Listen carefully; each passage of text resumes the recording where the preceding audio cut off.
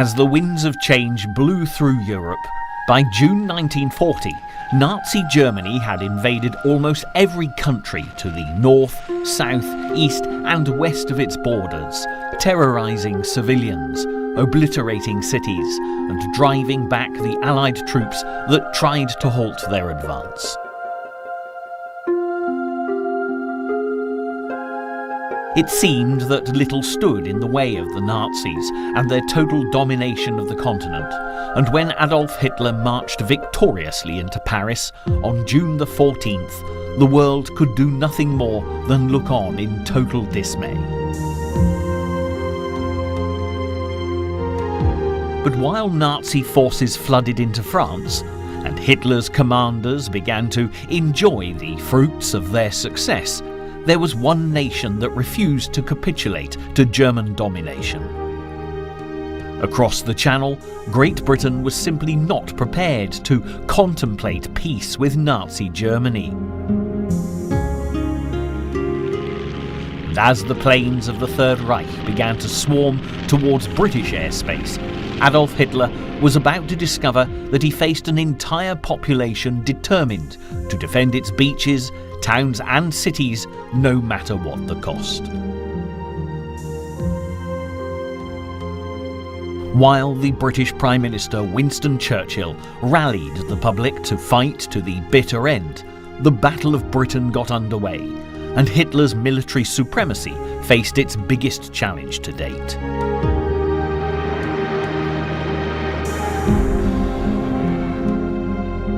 The story of this most historic battle, and the brave souls who fought to defend their island, protecting it from a regime that threatened freedom and democracy in Europe, marked a turning point in a war that had so far seemed impossible for the Allies to win. And as the spirit of Dunkirk remained strong, it was the extraordinary bravery of those who struggled through the dark days when Britain stood alone that would ultimately save not only the United Kingdom, but also their fellow allies from the overwhelming force of Hitler's Third Reich.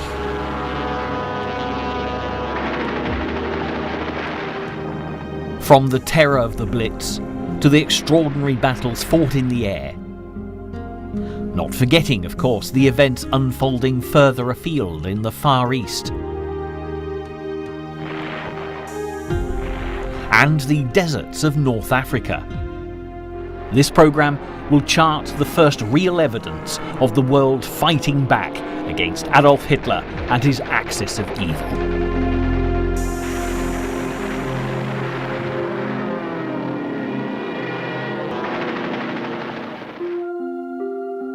In 1938, the British public had watched King George VI lay a wreath on the cenotaph in memory of the thousands of lives that had been lost in the First Great War. At this stage, few realised how close the nation now was to facing bitter conflict, and that the peace that the world had cherished for almost 2 decades was about to be shattered. However, from the rubble and ruins of the First World War, new and dangerous forces were beginning to emerge. The Italian dictator Mussolini was eager to create a new Roman Empire, and Adolf Hitler was rallying the German people to support his demands for more territory and his dream of a world run by an Aryan master race. When the Nazis marched into Czechoslovakia in March of 1939, past allies France and Great Britain were left clinging precariously to the comfort of tradition.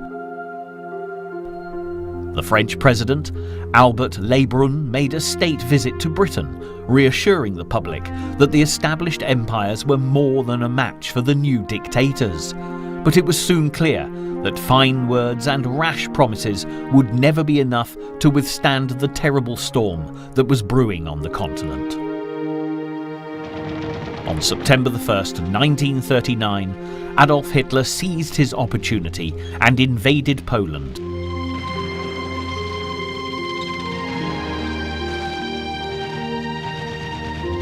Two days later, Britain, swiftly followed by France, declared war on Germany.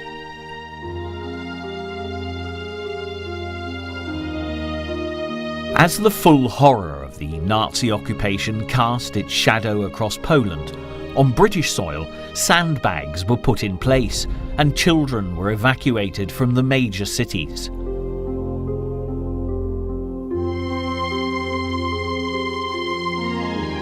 But even as the Nazi U-boats prowled the high seas, attacking at will, causing food to become scarce, the then British Prime Minister Neville Chamberlain still hoped to find a peaceful solution. However, by the spring of 1940, it was clear that Adolf Hitler had no intention of backing down, and on April the 7th, Denmark and Norway were invaded as the Nazis secured precious raw materials for the Third Reich, and the phony war that had defined the autumn and winter of 1939 was well and truly over. What's more, Hitler's stormtroopers didn't stop at Scandinavia, because on May the 2nd, the Low Countries came under attack, with France being Nazis' next target.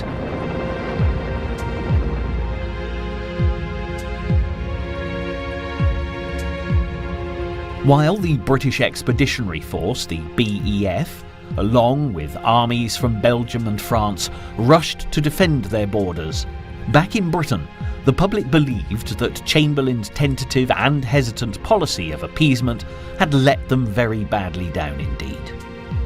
As nations were toppled like dominoes across Europe, it was evident that peace was not a word that had any place in Hitler's vocabulary, and the only option was to stop taking a defensive line and go on the attack. Chamberlain had no choice but to step aside as a new leader took to the floor of the House of Commons at the head of a wartime coalition government ready to change the course of history.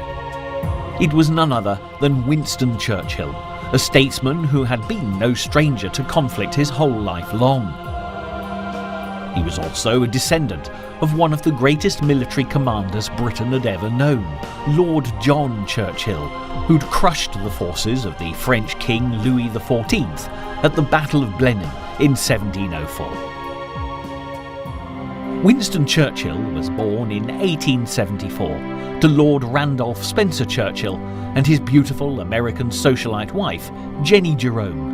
And even as a child, he'd been fascinated by war strategies and battle manoeuvres, and proudly upheld the position of school fencing champion. After attending the Royal Military Academy at Sandhurst, Churchill graduated 8th out of 150 cadets and was commissioned as a second lieutenant in the 4th Queen's Own Hussars in 1895. From the Boer War in South Africa to battles in Cuba and India, Churchill travelled far and wide, sometimes fighting and sometimes writing news reports, and on occasion doing both simultaneously. It was clear that the young man seemed to be most at home when he was at the heart of the action, and even when he became a politician as the 20th century dawned, from skirmishes with the suffragettes in 1910 to gangster battles in the East End, it seemed that wherever there was a battle to be fought, Churchill was never far away. Nevertheless, as the First World War loomed on the horizon, Churchill's actions were frequently controversial and not always successful.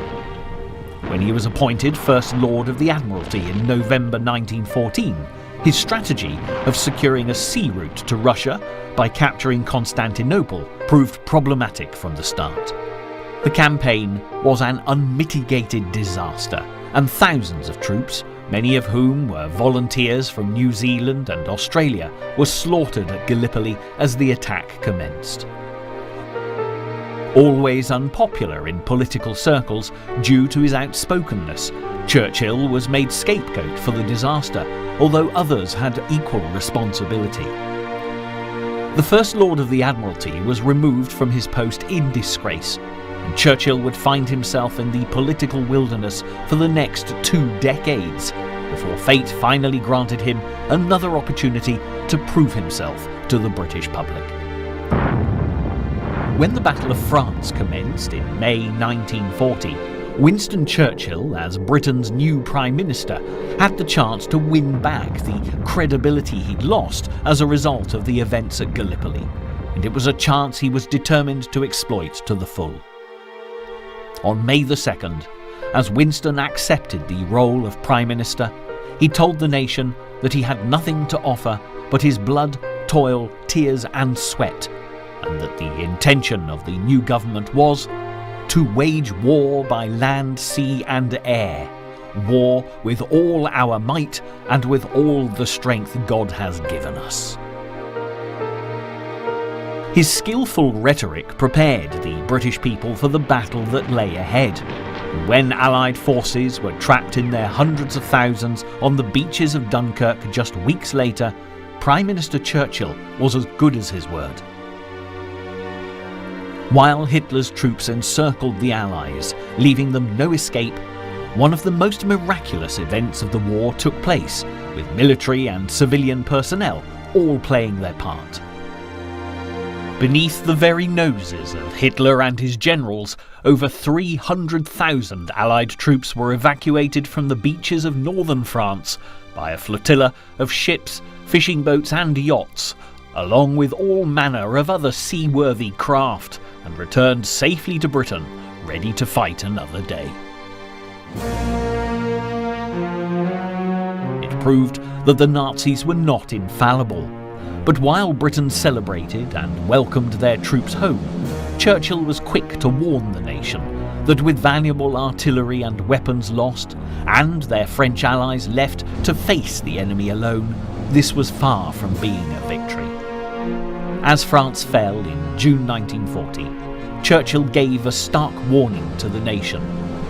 What General Weygand called the Battle of France is over. I expect that the Battle of Britain is about to begin. They were wise words indeed. Britain was about to come under the fiercest of attacks.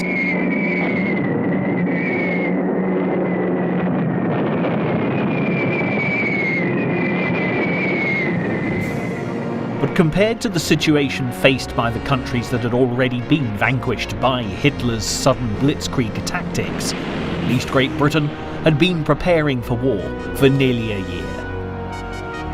Barrage balloons had been put up, factories had increased production, and as more and more men poured into the army, women had been stepping forward to take their places on the production lines as well as the nation's farmers. Meanwhile, volunteers from the Commonwealth and those fleeing countries now occupied by the Third Reich began pouring into Britain, ready to join the Allied cause. While all measures were taken for the defence of the nation, security was of paramount importance, and Churchill, fearing there may be spies amongst the foreigners living on British soil, demanded that all Germans, Austrians and Italians be interned without trial. He famously demanded, "Collar the lot," and by the summer of 1940, thousands of foreigners had been sent to the Isle of Man to live in bed and breakfast accommodation and hotels that had been cordoned off into camps. It was a move that many criticised, and the vast majority of those interned were completely innocent.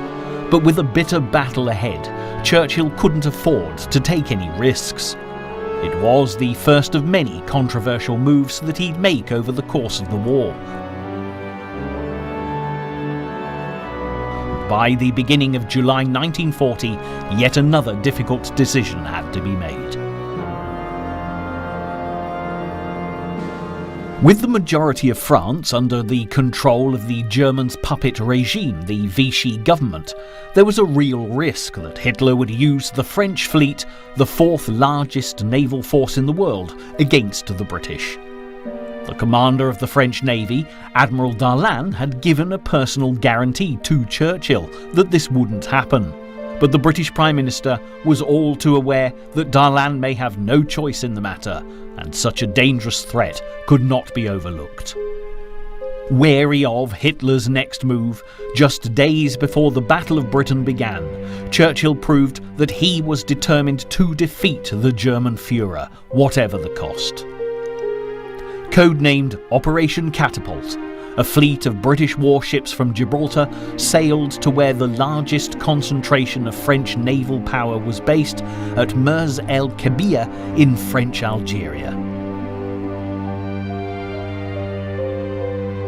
Their task was to take control of the French fleet, and although attempts were made to use diplomacy to secure the ships, the commanding admiral in Algeria refused to hand over control to the British. On Churchill's instructions, the British fleet opened fire, and 1,297 French sailors were killed, with more than 350 left wounded.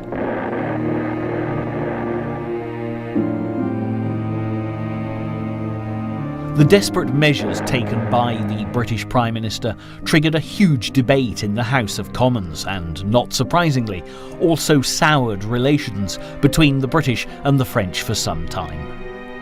Nevertheless, what some considered to be ruthless on the part of Churchill served as a stark warning to Hitler that he had better not underestimate the British. It demonstrated that Great Britain was prepared to continue the fight against Nazi tyranny alone if necessary, and Churchill later declared that for high government circles in the United States, there was no more talk of Britain giving in. Interestingly, while all this was going on, Hitler had been convinced that after the evacuation of the troops at Dunkirk, the war was practically over, and that the British, defeated on the continent and with no European allies, would soon agree to a peaceful surrender. Although some members of Churchill's government, most notably the Foreign Secretary Lord Halifax, had been willing to negotiate with Hitler, Churchill's defiance in Algeria was a sign that Britain would never surrender without a fierce fight.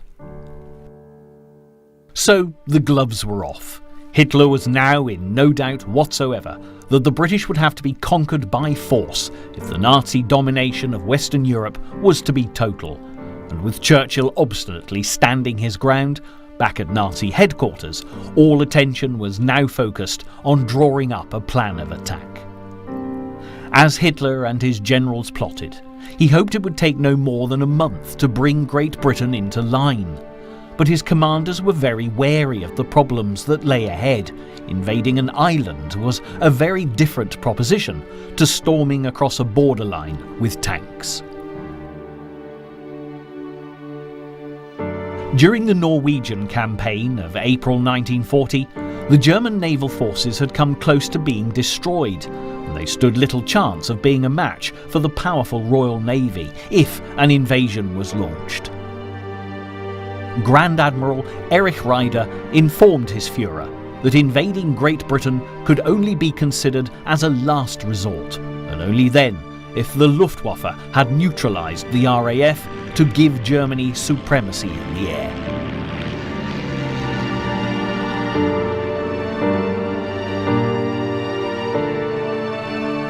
So the decision was taken to direct all efforts towards the destruction of the RAF in the first phase of Operation Sealion, the codename for the invasion of Britain. Then, when the RAF had been destroyed, a massive sea and airborne assault along the length of the south coast could take place, and this would be then followed by a full-scale invasion. 100,000 troops, along with Heinrich Himmler's terror force, the SS, would storm into Britain with orders to destroy all opposition. The responsibility that now lay with the RAF was immense. Despite it being the oldest independent air force in the world, founded in 1918, the policy of appeasement that had prevailed during the 1930s had meant it was far from being as prepared for war as the German Luftwaffe. The focus had been on building bombers rather than fighters to defend the country, and it wasn't until 1938 that fighter command was given full priority. Air Chief Marshal Dowding, in charge of British Fighter Command since its formation in 1936, had very little time to prepare for the battle that lay ahead. The RAF's main weakness was a shortage of experienced pilots, especially after the Battle of France, and the losses incurred during the evacuation of Dunkirk.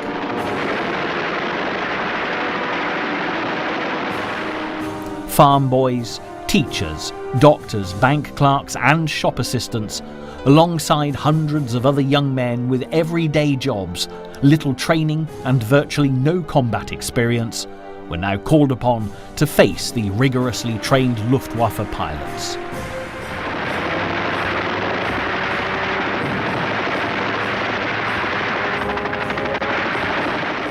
Nevertheless, they were being led by experienced commanders who certainly knew what was required. First World War ace Air Vice Marshal Keith Park from New Zealand was responsible for defending the southeast of England and the critical London approaches. Park's No. 11 Group would bear the brunt of the attacks, while Air Vice Marshal Trafford Lee Mallory commanded No. 12 Group, covering the Midlands and East Anglia, playing an equally vital role. The main German attack came from two Luftwaffe air fleets, commanded by Field Marshals Albert Kesselring and Hugo Sperrel. However, although the Luftwaffe had many more aircraft and experienced pilots than their British counterparts, the outcome was anything but a foregone conclusion. The German air fleets had not been designed to fight in their own right, but to support the army on land operations. The tactic had been used brilliantly in the conquest of Western Europe with the famous Blitzkrieg or lightning strike attacks.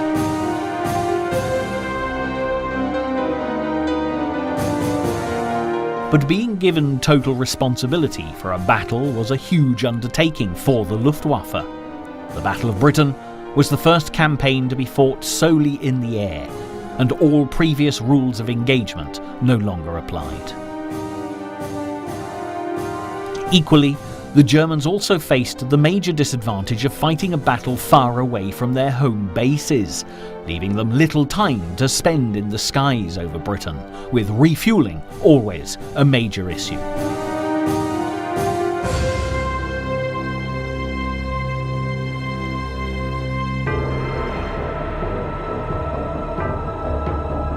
During an air battle, if a German plane was hit, the pilot, if not killed, was immediately captured. Whereas the British pilots could parachute onto home territory and fly another day.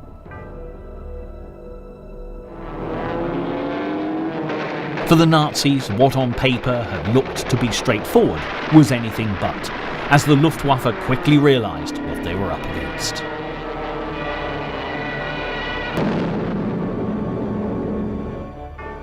There'd been German air raids made on Britain since 1939, but nothing on this scale. Luftwaffe bombers had been shot down over the Firth of Forth and Scapa Flow in mid-November 1939, and during further attacks in the new year. But as Churchill and the nation watched and waited for Hitler's next move, on July the 10th, 1940, the Battle of Britain began in earnest.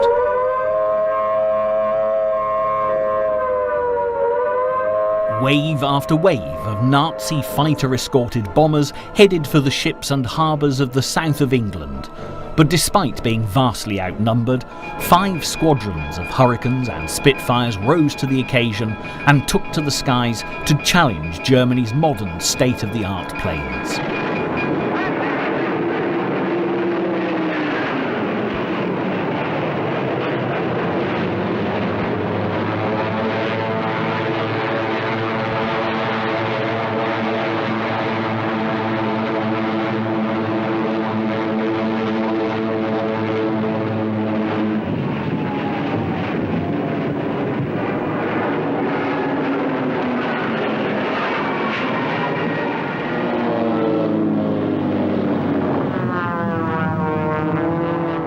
With unsurpassed bravery and courage, the pilots gave their all for king and country in an epic battle of Churchill's David against Hitler's Goliath.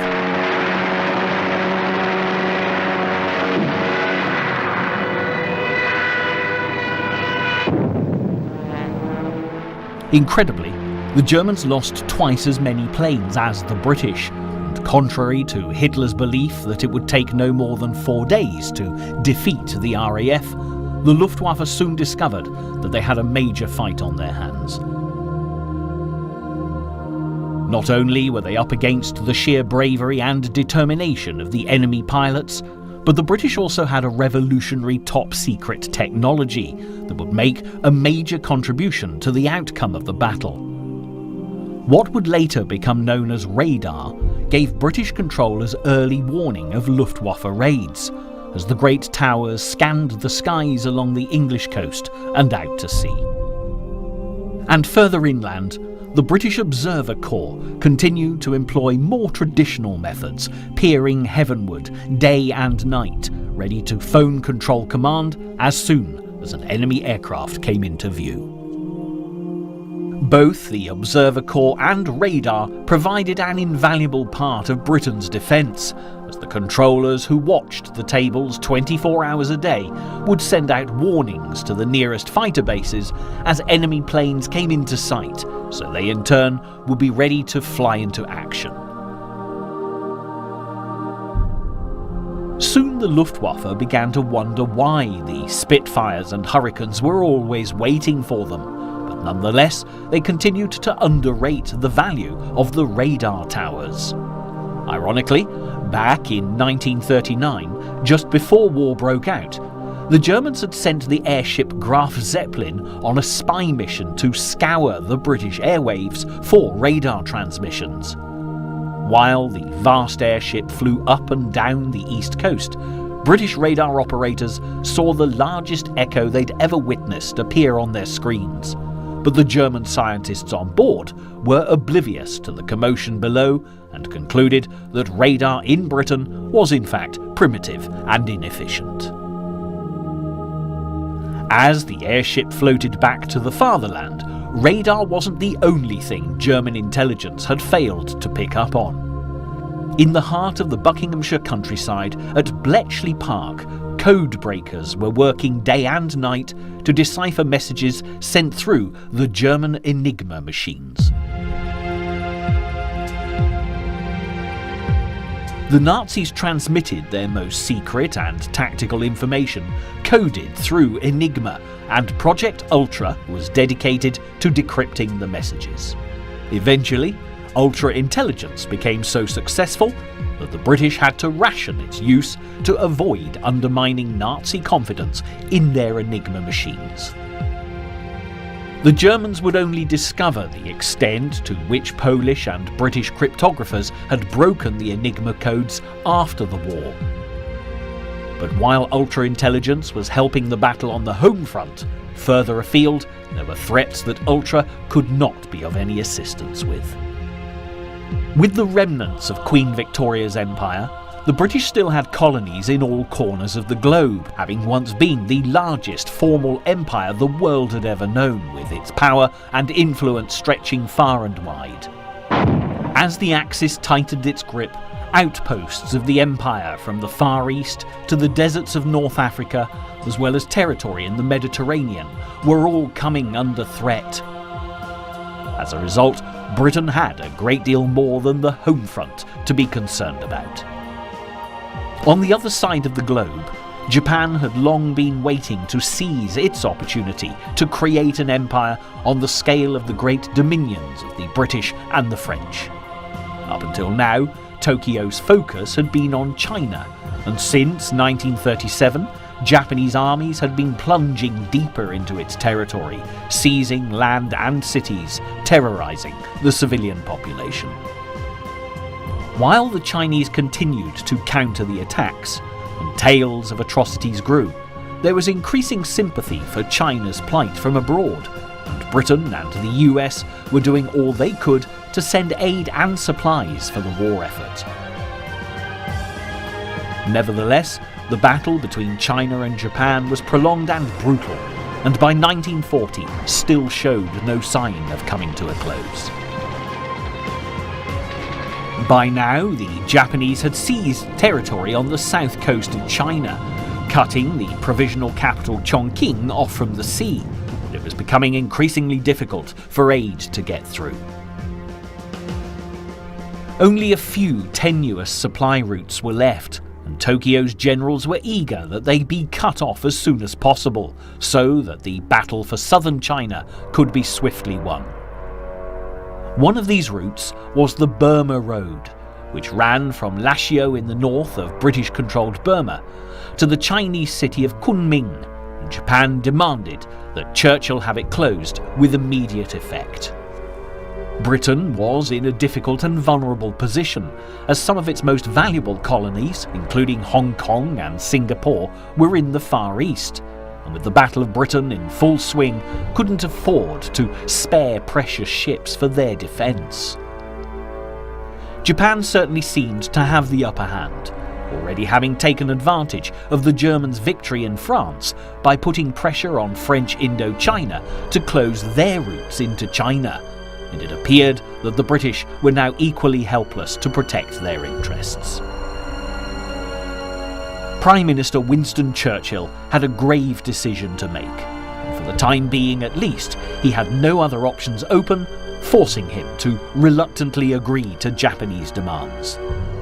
On July the 17th, the Burma Road was temporarily closed, amid cries of shame from the politicians in the House of Commons. And while these events were taking place, in Africa, yet another belligerent was making his presence felt.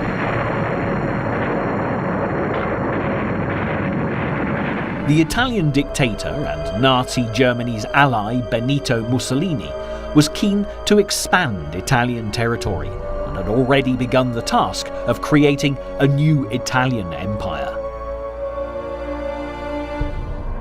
In 1936, he'd seized Abyssinia in East Africa, today known as Ethiopia, and had added the nation to his already established colonies of Italian Somaliland and Eritrea.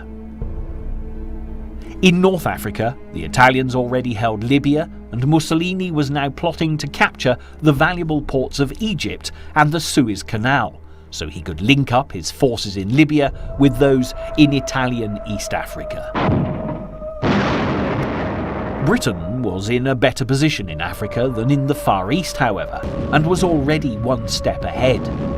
When Mussolini declared war on Britain after the evacuation of Dunkirk, 30,000 Allied troops had stormed into Libya on June the 14th, signalling the start of the North African campaign.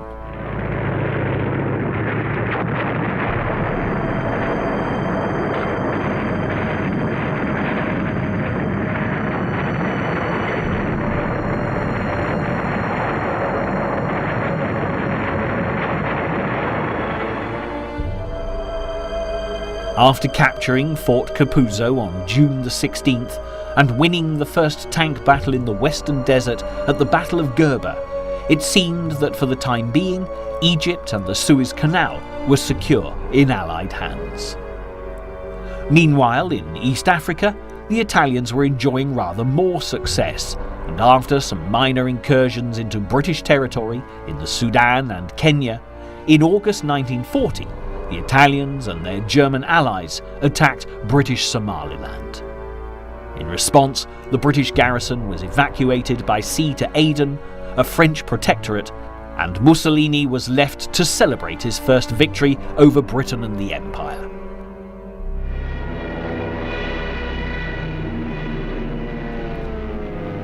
As the Luftwaffe continued their bombardment of Britain, Adolf Hitler also had an eye on the British colonies. The island of Gibraltar had been under British rule since the 18th century and served a vital role in both the Atlantic and Mediterranean theatre, controlling virtually all naval traffic into and out of the Mediterranean Sea from the Atlantic Ocean.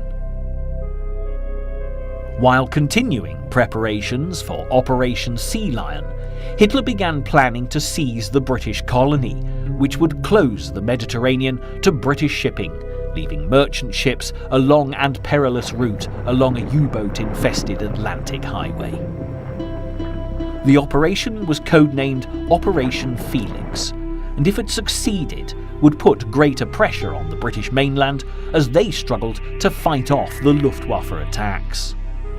Hitler did, however, have one obstacle to overcome. The attack would have to be launched from Spain, and to do this, he would have to win the allegiance of the Spanish dictator, General Franco. Franco was as yet poised gingerly on the edge of the European conflict, and was not as eager as the Italian dictator Mussolini to make an alliance with the Nazi Führer. In return for his help, Franco told Hitler he wanted Gibraltar, French Morocco, part of Algeria including Oran, as well as oil and full compensation for the cost of a British blockade. Whether by design or not, Franco's demands were beyond what Hitler was prepared to pay, and throughout the war he would continue to thwart the Nazi leader's plans. By the time negotiations with Spain were concluded, Hitler would famously tell the Italian dictator Mussolini that he would prefer to have 3 or 4 of his teeth pulled out than to speak to Franco again. Unable to use Gibraltar to create his blockade, and still unable to bring the Battle of Britain to a swift conclusion, as more and more Luftwaffe planes were being shot down, Hitler now decided to step up the attack. It was time to collect together all the force he could muster to obliterate the RAF and the nation's air defences and crush the British spirit once and for all. On August 1st, 1940, Hitler ordered the German Minister of Aviation Hermann Göring to summon all the might of the Luftwaffe to overpower the RAF in the shortest time possible, so preparations for Operation Sealion could be completed.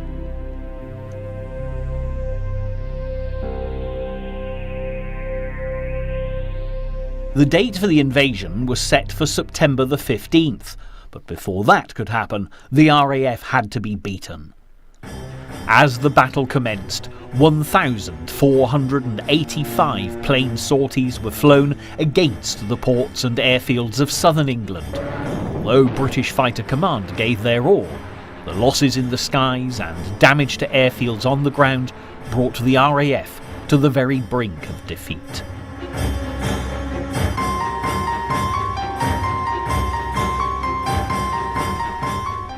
With no choice but to fly by day and night, the British pilots were exhausted, and as the bombs continued to fall, a Nazi victory seemed imminent.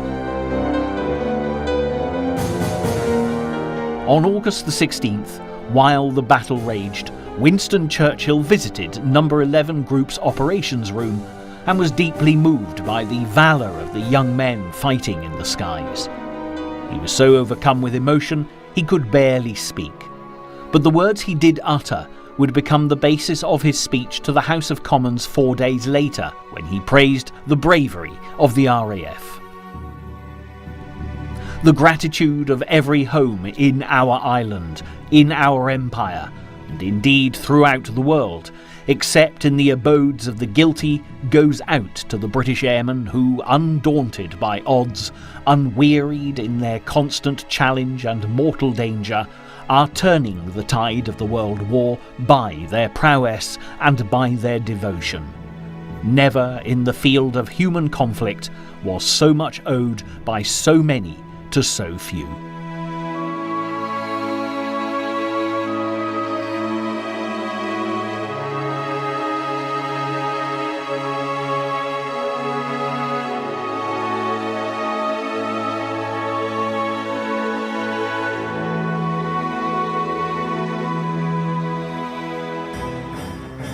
And still the battles in the skies continued as the Luftwaffe ventured further inland, seeking to destroy RAF bases and industrial targets where planes and other vital supplies were being produced. Many major airfields were seriously damaged, and those working in factories were now at great risk. But people were determined to do their bit for the defence of the nation, and worked doggedly throughout the attacks so that the war effort never faltered.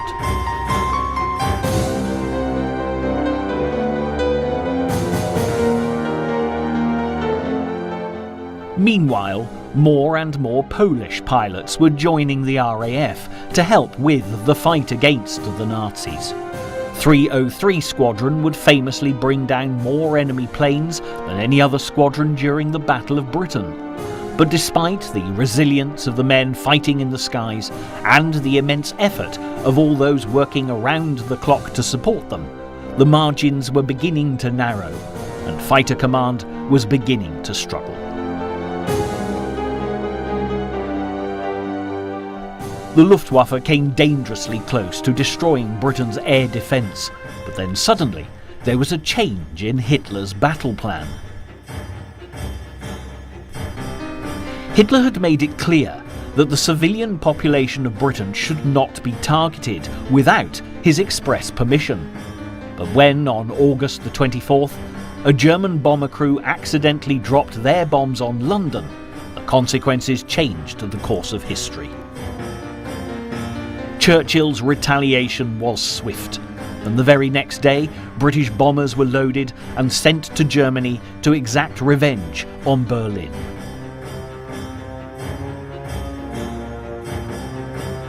Despite there being little damage inflicted upon Berlin in the air raids, the psychological effect on the German people was dramatic.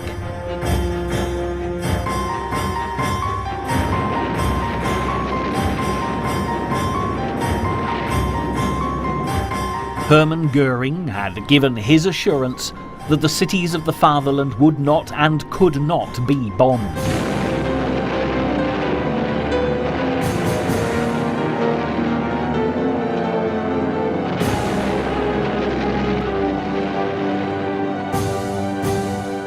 But it was a promise that he evidently couldn't keep. Hitler was furious, and it would seem that he allowed anger to colour his military strategy. The Führer was determined to avenge the attack on Germany and ordered that bombing now be focused with immediate effect on Britain's cities rather than Fighter Command and its airfields. Unbeknown to Hitler, he had given the RAF the respite that they so desperately needed. But as the Blitz got underway, it was the people of Britain who would find themselves under attack. On the 7th of September 1940, in the late afternoon, sirens began to wail across the British capital as enemy planes were spotted flying towards London. As the warning rang out, people began rushing for safety, hurrying to the basements of buildings or guided to the nearest air raid shelters. Then, as the streets and buildings fell silent, a blanket of bombers 2 miles wide was seen flying up the Thames, and the onslaught began. 348 German bombers, escorted by 617 fighters, swarmed above the city, and within moments, bombs began to scream through the air, shattering the calm.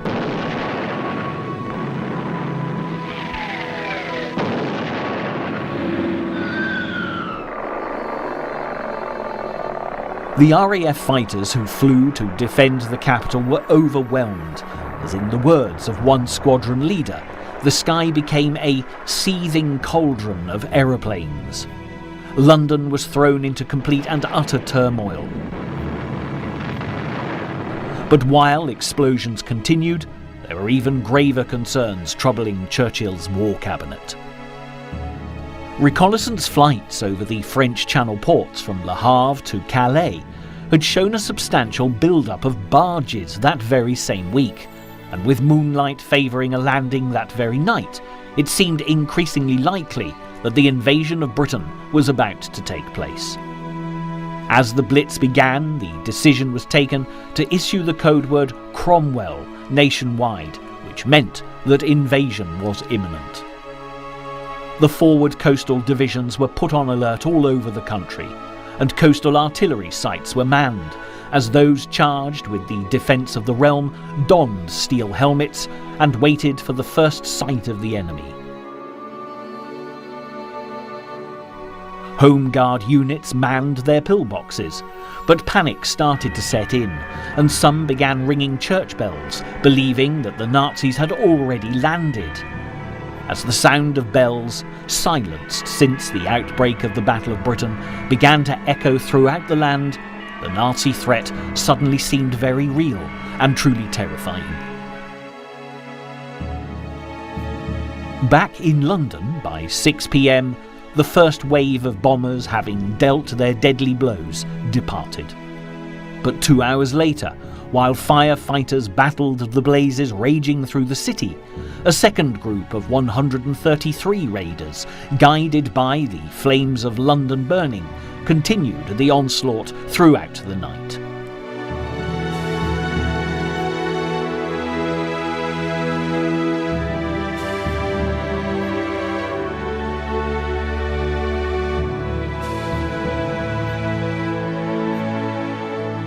People cowered underground as the earth shuddered and shook, with no idea of what awaited them above.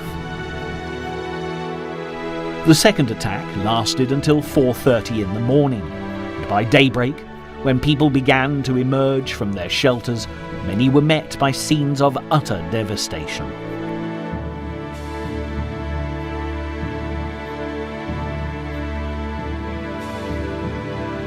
As the search for survivors amongst the rubble began, it was soon revealed that over 400 people had been killed and more than 3 times that number had been injured.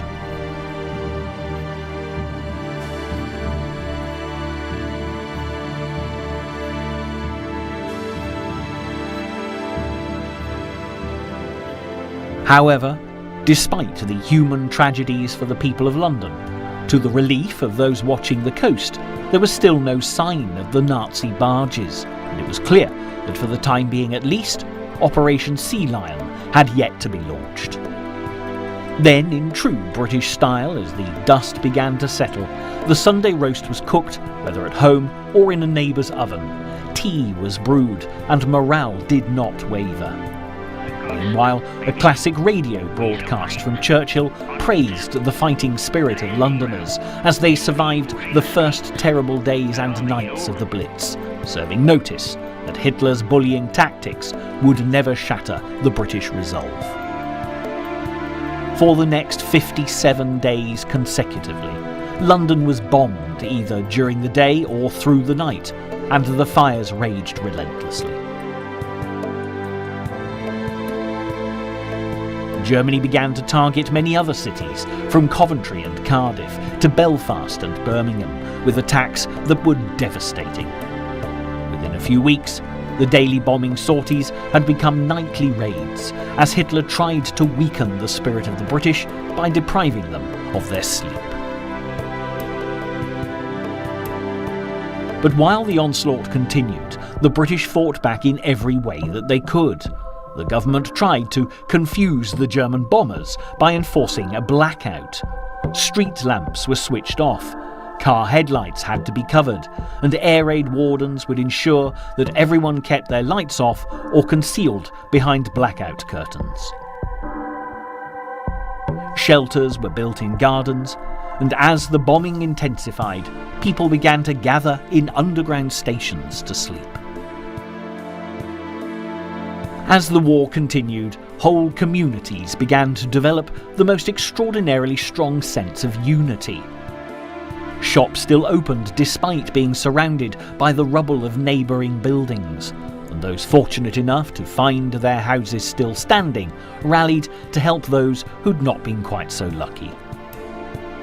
The way the British coped with the onslaught was admirable.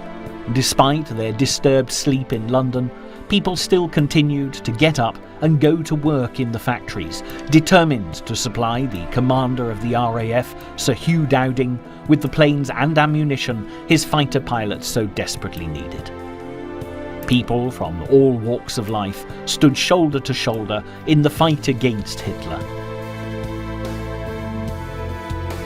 Despite fears for their safety, the King and Queen were determined to remain at Buckingham Palace, showing solidarity with the British people.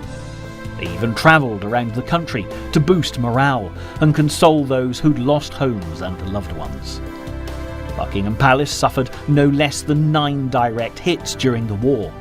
But once the palace had been bombed, the Queen said that she could at last look the people of the East End in the eye, and rather than shattering the nation's morale, directly attacking the monarchy had quite the opposite effect.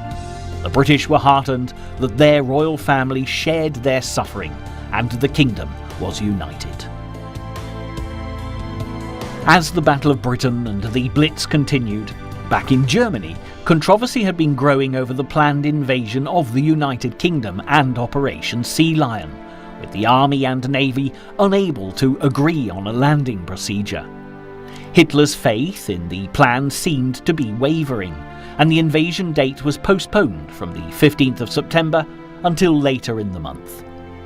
Even so, on September the 15th, Goering launched his final major offensive to destroy RAF Fighter Command.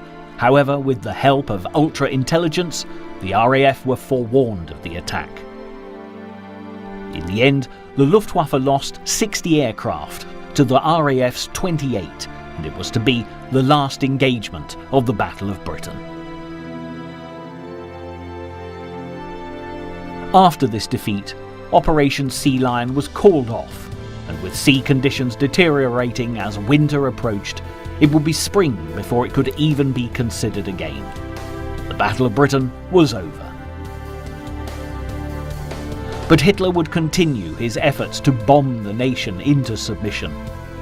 During the Blitz, some 2 million houses would be destroyed, with 60,000 civilians killed and many more were injured.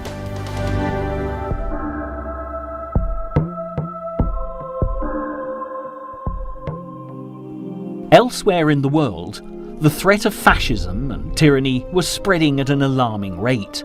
By September the 13th, Mussolini had revived his invasion plans in North Africa and ordered the Italian 10th Army to advance on Egypt.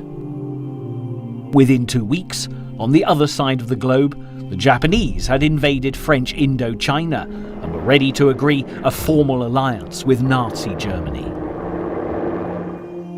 On September the 27th, 1940, the Axis powers united in Berlin as Japan signed the Tripartite Pact, joining Germany and Italy in the fight against the Allied forces.